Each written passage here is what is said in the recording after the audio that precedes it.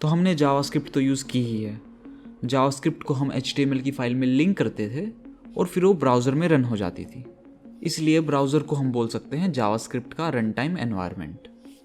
हर browser में JavaScript का compiler होता है जो एक एक करके लाइन को प्रोसेस करके उसको एग्जीक्यूट करता है। जैसे क्रोम में होता है V8 इंजन, फायरफॉक्स में स्पाइडर मंकी। लेकिन यहाँ पे जावास्क्रिप्ट ब्राउज़र के बंधन में बंधी होती है। ना तो वो हमारे कंप्यूटर के फाइल सिस्टम को एक्सेस कर सकती है, ना ही कंप्यूटर के किसी हार्डवेयर को डायरेक्ट एक्सेस कर सकती है। 2009 में रायन डाल ने V8 इंजन लिया और बना दिया Node.js। ये भी जावास्क्रिप्ट का एक रन टाइम एनवायरनमेंट है जिसको हम अपने कंप्यूटर में इंस्टॉल कर सकते हैं। अब इसकी सहायता से हम जावास्क्रिप्ट को ब्राउज़र के बाहर भी रन कर सकते हैं। तो फ्रंट एंड में तो हम जावास्क्रिप्ट का यूज़ करते ही हैं, बैक एंड में हमें APIs बनानी पड़ती हैं, डाटाबेस का इम्प्लीमेंटेशन करना पड़ता है, और ये सब करने के लिए हमारे पास बहुत सारी प्रोग्रामिंग लैंग्वेजेस के ऑप्शन हैं। अब Node.js से हम जावास्क्रिप्ट में बैक एंड बना सकते हैं। ये बहुत फास्ट और स्केलेबल है, बड़ी बड़ी कंपनीज़ में इसका यूज़ भी हो रहा है और इसकी पॉपुलैरिटी भी बढ़ती ही जा रही है। अब ज़रूरी नहीं है कि हर टाइप की एप्लीकेशन के लिए ये बेस्ट ऑप्शन है, क्योंकि Node.js में हमारा कोड एक सिंगल थ्रेड में रन होता है। मान लो ये है CPU जो सारे टास्क परफॉर्म करता है। Node.js में सारे टास्क एक सिंगल लाइन में लगे होते हैं, चाहे हमारी एप्लीकेशन में 5 यूज़र्स हों या 5 करोड़ हों, उन सब के टास्क के लिए सिर्फ एक ही लाइन है। तो अगर हमारी एप्लीकेशन में ऐसे टास्क हों जिसमें CPU की बहुत ज़्यादा ज़रूरत पड़े, जैसे इमेज या वीडियो की प्रोसेसिंग हो गया, उनकी कंप्रेशन हो गई, या कॉम्प्लेक्स मैथ की कोई प्रॉब्लम हो गई, तो ऐसे में हमारे यूज़र्स को काफ़ी वेट करना पड़ सकता है और एप्लीकेशन स्लो हो सकती है। तो ऐसी CPU इंटेंसिव एप्लीकेशंस के लिए ऐसी प्रोग्रामिंग लैंग्वेजेस सही रहेंगी जिसमें मल्टी थ्रेडिंग का सपोर्ट हो। लेकिन बाकी बची 90% से ज़्यादा एप्लीकेशंस के लिए Node.js काफ़ी अच्छा ऑप्शन है। तो Node.js की वेबसाइट पर जाओ और अपने ऑपरेटिंग सिस्टम के हिसाब से इसके सेटअप को डाउनलोड कर लो और फिर इसको कर देंगे इंस्टॉल। अब हम अपने टर्मिनल में नोड कमांड का यूज़ कर सकते हैं। तो अगर खाली नोड लिख के एंटर करेंगे तो हम पहुंच जाएंगे रेपल मोड में। रेपल की फुल फॉर्म होती है रीड इवेल्युएट प्रिंट लूप। यहाँ पर हम जावास्क्रिप्ट में कोई भी एक्सप्रेशन लिख सकते हैं। तो पहले ये रीड होगी, फिर इवेल्युएट, और फिर इसका रिजल्ट नीचे प्रिंट हो जाएगा, और ये प्रोसेस लूप में चलता रहेगा ताकि हम अपनी नेक्स्ट एक्सप्रेशन डाल सकें। टैब दबाने पर हमारे पास जितने भी ग्लोबल वेरिएबल्स हैं जिनको हम जावास्क्रिप्ट में यूज़ कर सकते हैं उनकी लिस्ट आ जाएगी। जैसे एरे हो गया, सेट हो गया, इनके कंस्ट्रक्टर्स हैं, और Node.js में जो भी मॉड्यूल्स हैं, जैसे FS फाइल सिस्टम का मॉड्यूल है, HTTP ये सर्वर्स बनाने में हेल्प करता है। इन सभी वेरिएबल्स और मॉड्यूल्स को हम अपनी जावास्क्रिप्ट फाइल में इंपोर्ट करके यूज़ कर सकते हैं। तो एक जावास्क्रिप्ट की फाइल बना लेंगे। अब इसको रन करने के लिए कमांड लाइन में लिखो नोड और उसके बाद दे दो फाइल का नेम। अब देखते हैं अपने कंप्यूटर की फाइल्स को कैसे एक्सेस करें। तो इसके लिए हम यूज़ कर सकते हैं FS यानी फाइल सिस्टम मॉड्यूल का। तो किसी भी मॉड्यूल को इंपोर्ट करने के Node.js में 2 तरीके हैं। हम यूज़ कर सकते हैं रिक्वायर का या इंपोर्ट का। रिक्वायर Node.js के स्टार्टिंग से ही है, तो इसको Node.js के किसी भी वर्जन में यूज़ कर सकते हैं, लेकिन इंपोर्ट Node.js के वर्जन 13 में आया था। रिक्वायर हमारा पुराना तरीका है, लेकिन सभी प्रोजेक्ट्स में यही यूज़ किया मिलेगा। तो लिखो रिक्वायर और उसके अंदर मॉड्यूल का नाम। अब इस मॉड्यूल को यूज़ करने के लिए पहले इसको एक कांस्टेंट में स्टोर कर लेंगे। अब इस कांस्टेंट का यूज़ करके FS मॉड्यूल के जितने भी हमारे पास मेथड्स हैं उनका हम यूज़ कर सकते हैं। अब ये बिल्कुल सेम चीज़ हम इंपोर्ट का यूज़ करके कर सकते हैं। तो पहले लिखो इंपोर्ट और फिर नाम दे दो जिस नाम से हमें मॉड्यूल को इंपोर्ट करना है। आप यहाँ पे FS के अलावा भी कुछ भी नाम दे सकते हो। अब आगे जो भी Node.js में कुछ प्रोजेक्ट बनाएंगे उसमें हम इंपोर्ट का यूज़ करेंगे, क्योंकि क्लाइंट साइड जावास्क्रिप्ट जिसको हम HTML से लिंक करके ब्राउज़र में रन करते हैं उसमें भी हम इंपोर्ट का यूज़ करते हैं, जो हमने इस वीडियो में 18 मिनट 30 सेकंड से सीखा था। और दूसरा रीज़न है रिक्वायर से हमारा पूरा मॉड्यूल इंपोर्ट होता है। अगर हम डीस्ट्रक्चरिंग का यूज़ करें कि हमें तो भाई 1-2 ही मेथड चाहिए, तब भी बैकग्राउंड में पूरा का पूरा मॉड्यूल ही लोड होगा। लेकिन सेम चीज़ अगर हम इंपोर्ट का यूज़ करके करें तो सिर्फ इन मेथड्स का ही कोड हमारा लोड होगा। तो मेमोरी मैनेजमेंट के लिए भी इंपोर्ट कीवर्ड अच्छा है। अब Node.js बाय डिफ़ॉल्ट रिक्वायर को सपोर्ट करता है। तो अगर हम इस फाइल को अब रन करके देखेंगे तो ये इंपोर्ट को नहीं समझ पाएगा। तो Node.js को बताने के लिए कि हम नया सिंटैक्स यूज़ करना चाहते हैं, इसके दो तरीके हैं। पहला, हम फाइल का एक्सटेंशन कर सकते हैं MJS, M का मतलब मॉड्यूल, और दूसरा तरीका है हम Node.js की कॉन्फ़िगरेशन फाइल में इसको स्पेसिफाई करें। तो Node.js की कॉन्फ़िगरेशन फाइल बनाने के लिए हम यूज़ करेंगे npm का।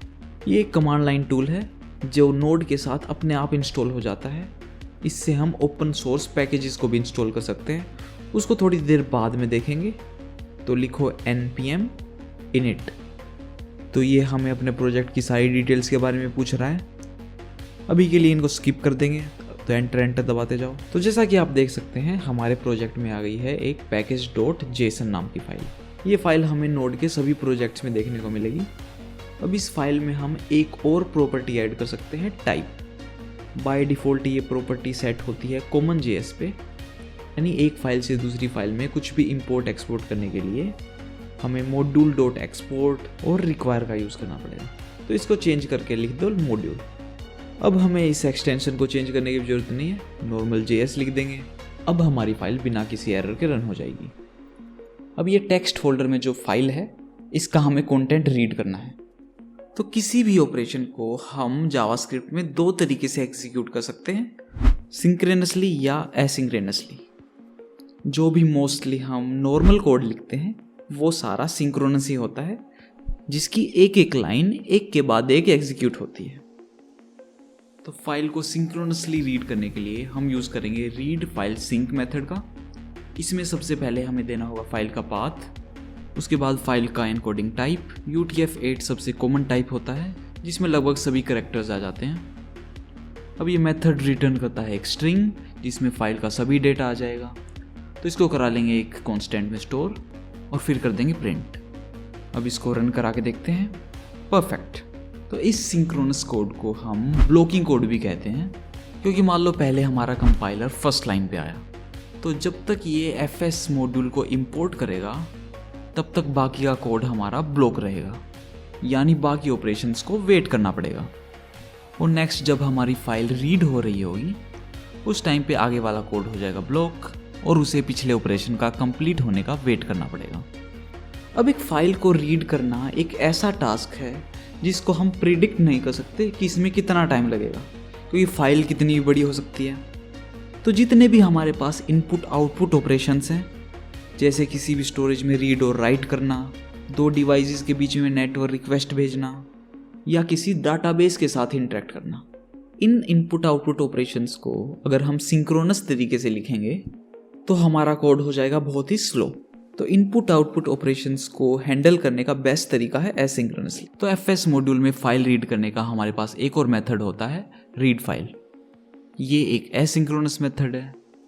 इसमें सेम पहले हम पाथ देंगे, फिर फाइल का टाइप, और लास्ट में थर्ड आर्ग्यूमेंट हमें देना पड़ता है एक कॉलबैक फंक्शन।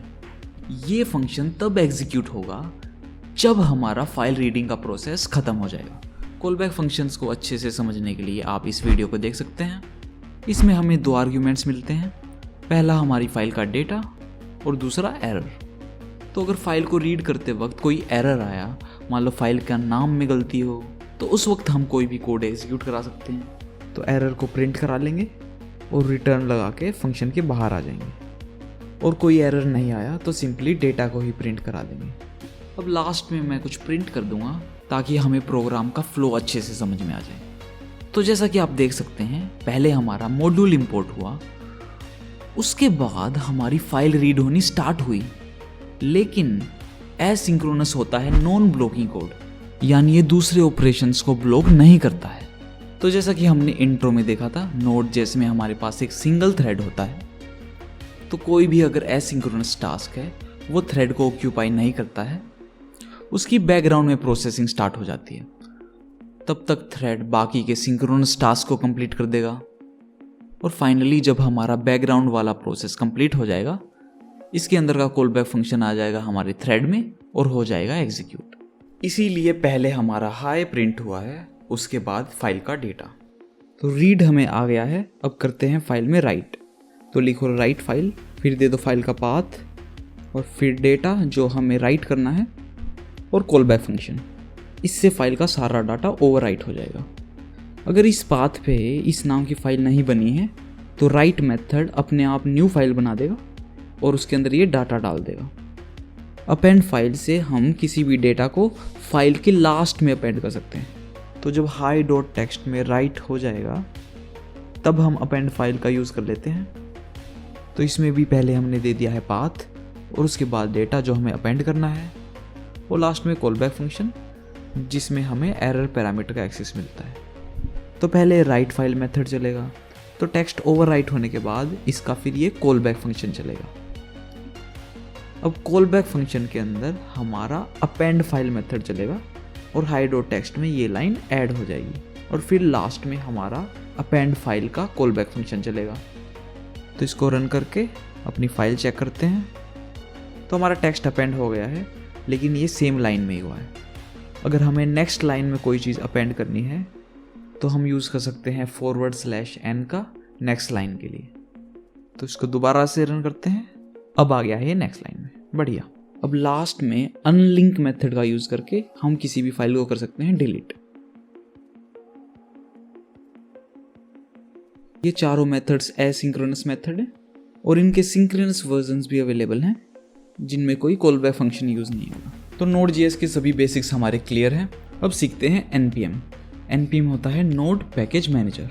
ये एक कमांड लाइन टूल है जिसकी मदद से हम लाखों ओपन सोर्स पैकेजेस को Node.js में इंस्टॉल कर सकते हैं। अब ये पैकेजेस स्टोर होते हैं npm की रिपोजिटरी पे। यहाँ पे आप कोई भी पैकेज सर्च कर सकते हो, जैसे एक्सप्रेस बहुत ही पॉपुलर पैकेज है। इसके पिछले हफ्ते में 10 मिलियन से ज़्यादा डाउनलोड्स हैं। यहाँ पे हमको रिएक्ट भी मिल जाएगा। आप भी यहाँ अपना पैकेज बना के डाल सकते हैं ताकि पूरी दुनिया उसके मज़े ले सके। तो अपने प्रोजेक्ट में किसी भी पैकेज को इंस्टॉल करने से पहले हम नोड इनिट कमांड का यूज़ करते हैं ताकि हमारे प्रोजेक्ट में हम कौन कौन से पैकेजेस यूज़ कर रहे हैं उन सब की ट्रैकिंग हो सके। लेकिन वो ऑलरेडी हमने यूज़ कर ली है और हमारा package.json फाइल भी बन गई है। अब हमारे पास 2 टाइप के पैकेजेस होते हैं जिनको हम इंस्टॉल करते हैं। पहले होते हैं डिपेंडेंसीज। ये वो पैकेजेस होते हैं जिनको हम अपने कोड में डायरेक्टली यूज़ करते हैं। इनके बिना हमारी एप्लीकेशन काम नहीं करेगी, इसलिए इनको बोलते हैं डिपेंडेंसीज। जैसे रिएक्ट, एक्सप्रेस, ये सभी डिपेंडेंसीज हैं। तो एक्सप्रेस को इंस्टॉल करके देखते हैं। तो किसी भी पैकेज को इंस्टॉल करने के लिए लिखो npm इंस्टॉल और उसके बाद पैकेज का नाम। इंस्टॉल की जगह हम सिर्फ आई का भी यूज़ कर सकते हैं। अब दबा दो एंटर और फिर ये पैकेज हमारी npm रिपोजिटरी से डाउनलोड हो जाएगा। तो इसके लिए हमें इंटरनेट की आवश्यकता पड़ेगी। तो जैसा कि आप देख सकते हैं हमारे प्रोजेक्ट में नोड मॉड्यूल्स नाम का एक फोल्डर बन गया है। अब जो भी पैकेजेस हम npm से डाउनलोड करेंगे वो इसके अंदर आ जाएंगे। अब पैकेज के साथ साथ उसकी खुद की डिपेंडेंसीज भी जो उसको रन करने में हेल्प करती हैं वो भी हमारी नोड मॉड्यूल्स के अंदर ही इंस्टॉल हो जाएंगी। पैकेज.json फाइल में भी डिपेंडेंसी के अंदर आ गया है एक्सप्रेस और इसके आगे लिखा है इसका वर्जन नंबर। तो इंस्टॉल करते वक्त हमने कोई भी वर्जन नंबर स्पेसिफाई नहीं किया था, इसलिए जो भी लेटेस्ट वर्जन है वो अपने आप ही इंस्टॉल हो जाएगा। अब सेकंड टाइप के पैकेजेस होते हैं डेव डिपेंडेंसीज। ये डिपेंडेंसीज सिर्फ डेवलपर को हेल्प करती हैं प्रोजेक्ट को डेवलप करने में। इनको हम अपने कोड में कभी भी इंपोर्ट नहीं करते, तो इनके बिना भी हमारा प्रोजेक्ट चल सकता है।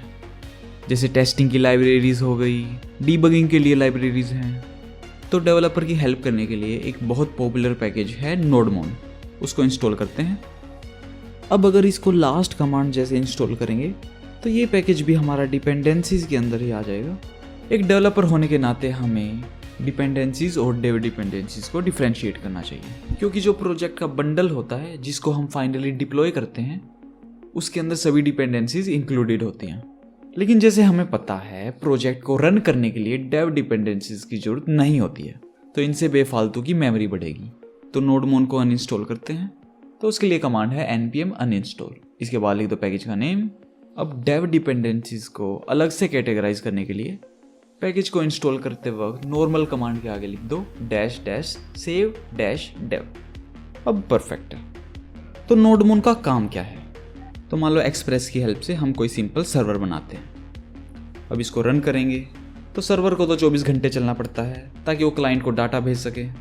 तो इसमें हम कभी भी कोडिंग करेंगे उसके चेंजेस हमें अपने आप नहीं दिखेंगे। हमें सर्वर को बार बार रीस्टार्ट करना पड़ेगा।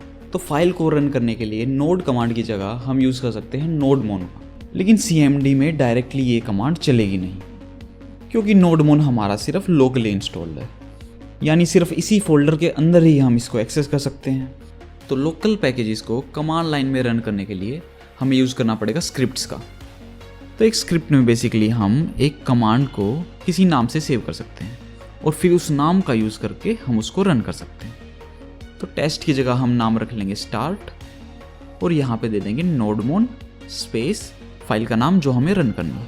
अब किसी भी स्क्रिप्ट को रन करने के लिए कमांड लाइन में लिखो npm रन फिर स्क्रिप्ट का नाम। तो हमारा सर्वर हो गया स्टार्ट, और जैसे जैसे हम इसमें चेंजेस करेंगे अपने आप ये चेंजेस सेव होके हमारा सर्वर रीस्टार्ट हो जाएगा।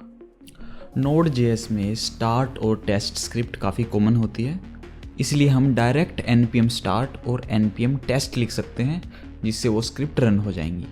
अब समझते हैं पैकेज वर्जनिंग को। तो Node.js में पैकेजेस फॉलो करते हैं सिमेंटिक वर्जनिंग को। तो इसमें वर्जन को दिखाने के लिए हमारे पास 3 नंबर्स होते हैं, हर नंबर कुछ अलग बताता है। तो लास्ट नंबर रिप्रेजेंट करता है बग फिक्सेस यानी पैचेस को। तो मान लो पहले एक्सप्रेस का 4.18.0 वर्जन आया, उसमें डेवलपर्स को कुछ बग्स मिले, तो उन बग्स को फिक्स करने के बाद एक्सप्रेस ने लॉन्च कर दिया 14.18.1। तो अगर हमारे प्रोजेक्ट में पैच की कोई अपडेट है तो उसको आप बिना घबराए अपडेट कर सकते हैं। अब मान लो एक्सप्रेस को कुछ नए फीचर्स ऐड करने हैं, तो माइनर अपडेट्स को रिप्रेजेंट करता है ये मिडल नंबर। तो हमारे पास वर्जन आ जाएगा 4.19 और जो लास्ट वाला नंबर है वो फिर से 0 हो जाएगा। तो इस अपडेट में कुछ नए फीचर्स ऐड होते हैं, लेकिन जो पिछले वर्जन में चीज़ें थी वो वैसी की वैसी ही रहेंगी। तो इस अपडेट से भी हमारे प्रोजेक्ट पे कोई फ़र्क नहीं पड़ेगा। अब लास्ट ये पहले वाला नंबर रिप्रेजेंट करता है मेजर अपडेट्स को। इसमें होते हैं ब्रेकिंग चेंजेस। इस अपडेट से उस पैकेज को यूज़ करने का पूरा तरीका ही बदल सकता है। तो अगर किसी प्रोजेक्ट में एक्सप्रेस का 3rd वर्जन यूज़ हुआ है, उसमें अगर हम 4th वर्जन को अपडेट कर दें तो हमें अपने प्रोजेक्ट में भी काफ़ी चेंजेस करने पड़ सकते हैं। अब देखते हैं पैकेजेस को अपडेट कैसे करें। तो पहले चेक करते हैं कोई पैकेज आउटडेटेड है या नहीं। तो लिखो npm आउटडेटेड। तो यहाँ पे कोई पैकेज नहीं आया है, क्योंकि इन पैकेजेस का हमारा लेटेस्ट वर्जन इंस्टॉल्ड है। तो एक्सप्रेस का पुराना वर्जन इंस्टॉल करते हैं। तो किसी स्पेसिफिक वर्जन को इंस्टॉल करने के लिए पैकेज के आगे हम लिख सकते हैं @ और फिर उसका वर्जन नंबर 3.0.0 कर लेते हैं।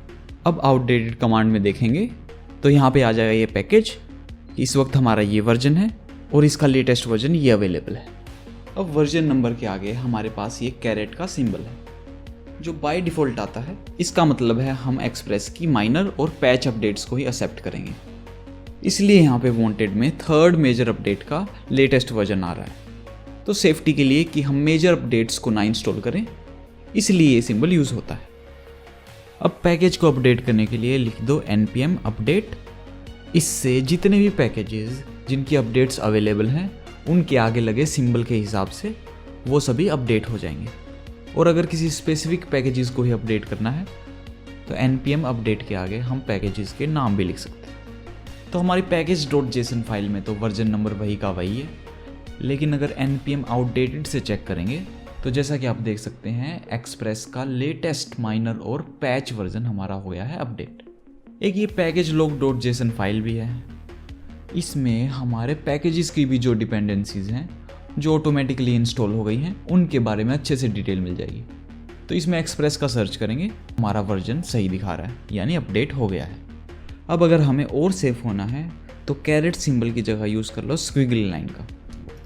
अब इससे सिर्फ एक्सेप्ट होंगी पैच अपडेट्स, क्योंकि माइनर अपडेट्स में जब न्यू फीचर्स आते हैं उसके साथ बग्स के भी चांसेस होते हैं, इसलिए ये सबसे सेफेस्ट ऑप्शन है। अब आउटडेटेड कमांड का यूज़ करके देख सकते हैं कि अगर हम अपडेट कमांड का यूज़ करेंगे तो एक्सप्रेस का 3.0.6 वर्जन अपडेट हो जाएगा। और लास्ट में अगर हमें सभी अपडेट्स को ही एक्सेप्ट करना है तो यूज़ कर सकते हैं स्टार का। लेकिन जो बाय डिफ़ॉल्ट कैरेट सिंबल होता है सभी प्रोजेक्ट्स में लगभग वही यूज़ किया मिलेगा। अब अपडेट की तरह जो हमारी इंस्टॉल और अनइंस्टॉल की कमांड थी, इनके आगे हम स्पेस दे के मल्टीपल पैकेजेस को एक साथ इंस्टॉल और अनइंस्टॉल भी कर सकते हैं। अब मान लो हमें अपना प्रोजेक्ट शेयर करना है तो हम नोड मॉड्यूल्स फोल्डर को कभी भी शेयर नहीं करेंगे, क्योंकि इसमें हज़ारों लाखों फाइल्स होती हैं और ये सारा कोड हम इंटरनेट से कभी भी डाउनलोड कर सकते हैं। तो ये नोड मॉड्यूल्स फोल्डर रेप्लिकेट करने के लिए हमें सिर्फ ये package.json फाइल चाहिए। तो इस प्रोजेक्ट को थोड़ी देर के लिए एक गिटहब का प्रोजेक्ट मान लो जो हमने डाउनलोड किया है। तो उसके अंदर तो हमें ये नोड मॉड्यूल्स का फोल्डर नहीं मिलेगा, तो इसको डिलीट कर देते हैं। तो इसके सभी पैकेजेस को इंस्टॉल करने के लिए लिखो npm install और हमारा नोड मॉड्यूल्स फोल्डर वैसा का वैसा आ जाएगा। इसी के साथ हमारी नोड की बन चुकी है सॉलिड फाउंडेशन। अब हम फ्रंट एंड के फ्रेमवर्क्स, बैक एंड डेवलपमेंट, ये सब चीज़ों को सीख सकते हैं। तो बस यार इतना इस वीडियो में। This is Codeman signing off, bye.